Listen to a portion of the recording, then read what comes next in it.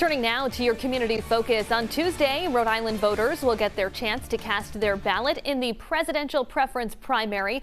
But when it comes to choosing a president on Election Day this fall, how much does your vote really matter? Joining me now live via Zoom is Pearson from the National Popular Vote.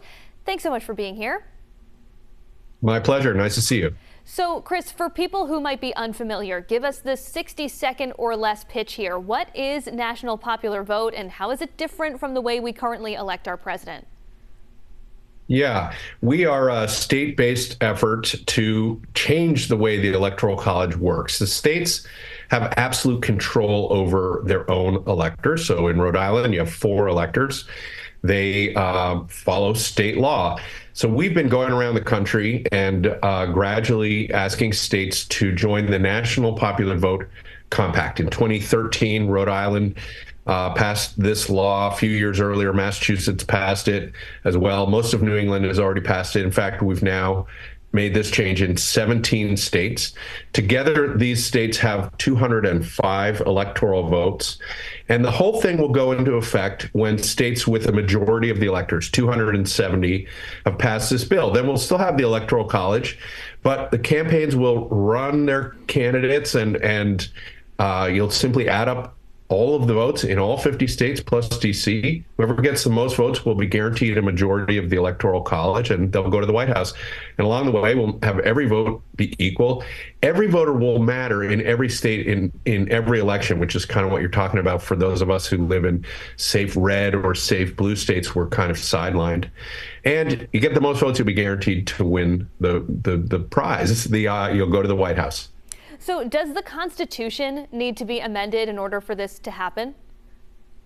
No, the Constitution doesn't say a lot, but it just hands the power over the electoral votes to each state. Article 2, Section 1 says each state shall appoint as the legislature thereof may direct a number of electors. And the Supreme Court has upheld this over our history as a plenary power. It's totally up to the states, and that's why we've been pursuing state laws now since 2006.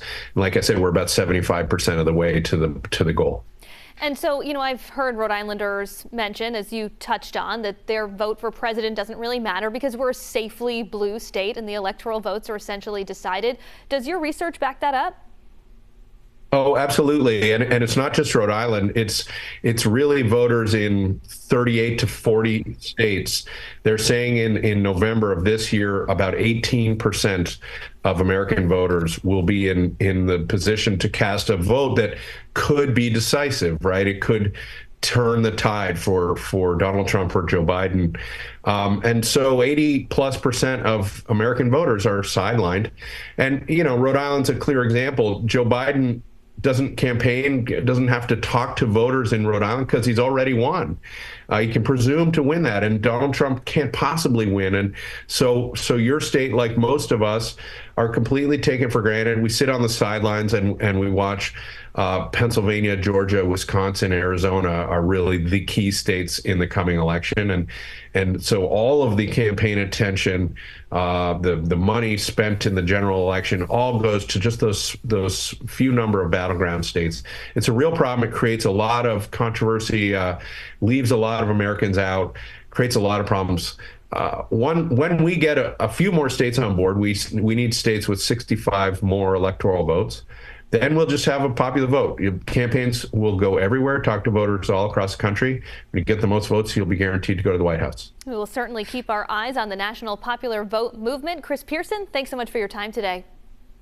Appreciate it. Thank you.